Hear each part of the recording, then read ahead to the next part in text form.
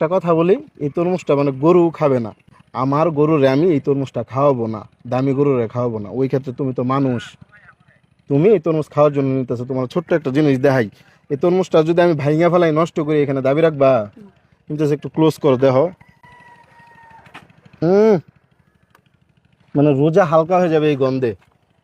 এটা, এই তরমুজ ভাই আর খাওয়া লাগবে না তোমার। তোমার এখন আমি কি কমো তোমারে, ওটা খোলার সাথে সাথে গন্ধ করতেছিল দেখছো? ওই পাশ দিয়ে ভালো আছে তুমি শিওর? তাও আমি ফালাই দিলাম। মন খারাপ করবা? ওই জন্য এখানে 2 মিনিট দাঁড়াইতে পারবা? ওই যে ও দাঁড়াবে এখানে, হ্যাঁ একটু দাঁড়াও, আমি যাবো আর আসবো, বেশি দেরি করব না। এই যে রসমলাই মধু, যেটাই কও আর কি, ওই ব্যাগটার মধ্যে নাও। এই তরমুজটা বাড়িতে নিয়ে খাইবা। আর হইতেছে তোমার জন্য ধরো ছোট্ট একটা পুরস্কার দিই আমি। এটা হইতেছে মাস শেষ, আমার কাছে তেমন টাকা পয়সা নাই।